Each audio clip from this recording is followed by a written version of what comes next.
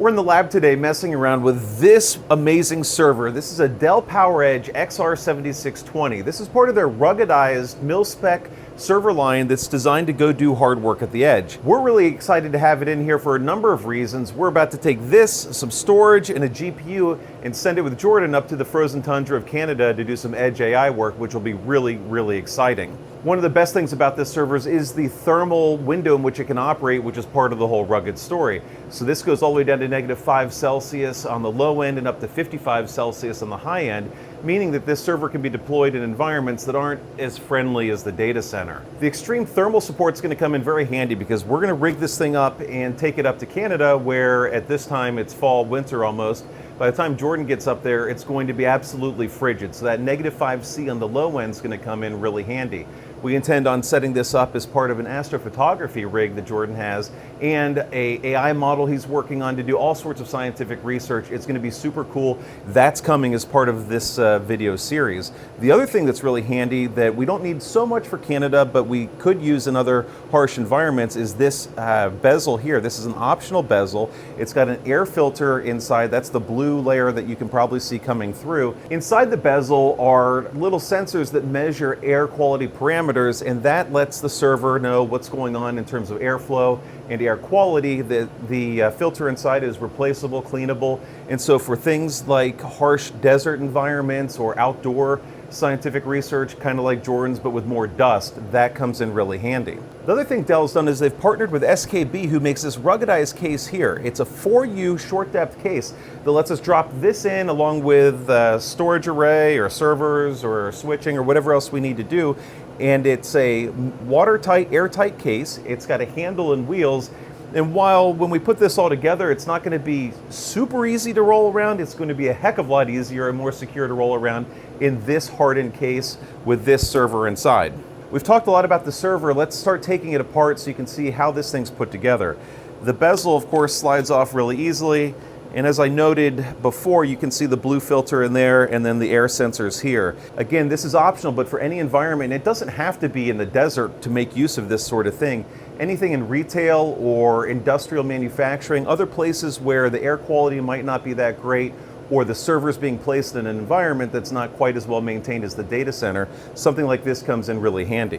With this optional air filter bezel, you get these two little arms, they screw into place, and then that lets you attach the bezel, and it's a locking bezel too, so in environments that need a little more security, that's super handy. We're hoping we don't accidentally lock this before we send it on its way up to Canada. A few key elements as we look at the front here. Our server shipped with the U.2 bays, there's 4 of them as you can see, but Dell also has a module that can be swapped in with E3.S. That gives you 8 SSD bays if you need more drives in the system. So of course there's dual power supplies as well, and Dell's got an OCP slot, so we've actually got 2 10 gig ports there. That's a Broadcom card.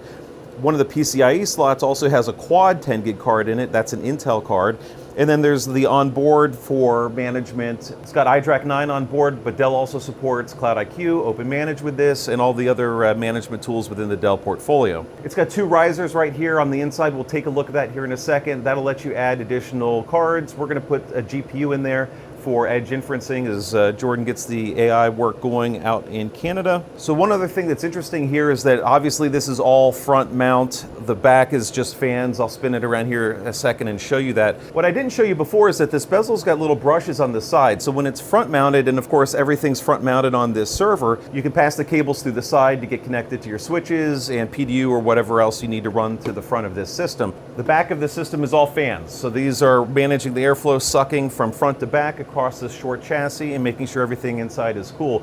And inside it's actually really nice and tidy. Let's pop this cover off and take a look at that. Just like any of other Dell PowerEdge servers, the lid just releases. That it can also be locked to prevent tampering at the site. When you look at this chassis, it's short depth, 472 millimeters in length, and you can see just how densely packed this is. Everything is screwed down really tight, but it still remains serviceable should you need to do that in the field.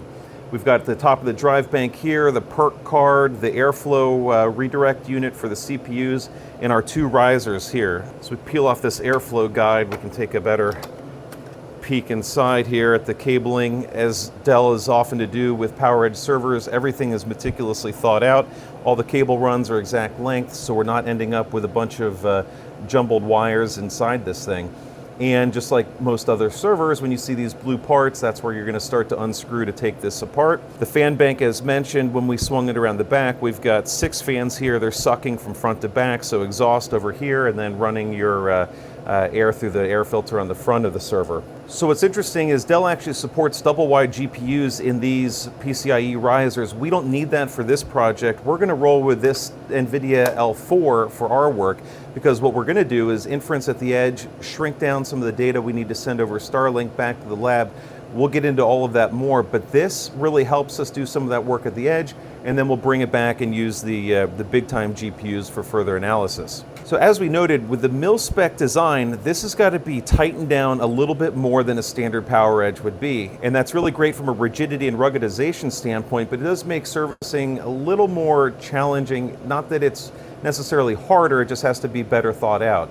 And we're going to show you how that comes together as we put this L4 in the server. Kevin says I'm not to be trusted with that activity, so we're going to let Kevin make that swap, and then we'll get back at it. So we're going to be installing the NVIDIA L4 GPU into the riser 2 assembly, and to get access to it, we have to remove the storage unit first. And it's a little complicated on this versus what you'd find in a traditional server. A lot of it's just really compact, so they're using a lot of cables to gain access or to connect things. So in this case, we have 3 PCIe leads and a power connection, 2 on this side. So there's you get the connections for the NVMe drives as well as the PERC 11 card, and then power for the assembly at large. And to start off, we have a screw buried down there and 1 in the front.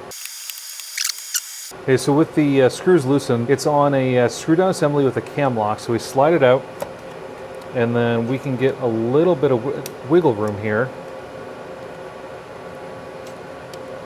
Yeah. And when we hold it, so in a normal servicing, we'd completely disconnect all the wiring to remove the storage bay, set it aside. In this case, we're just lifting up slightly to get access to this riser. And then here we have a couple more screws, well, 3 specifically. So as we lift this up, we're still going to move this out of the way. We're not going to fully disconnect the wiring.